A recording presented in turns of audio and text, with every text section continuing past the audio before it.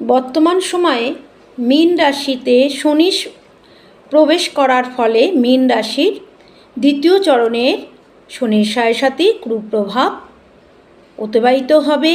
এই কুপ্রভাব থেকে কিভাবে রক্ষা পাবেন? আপনারা শনিবার করে 3টি কুকুরকে অবশ্যই খাবার খাওয়াবেন।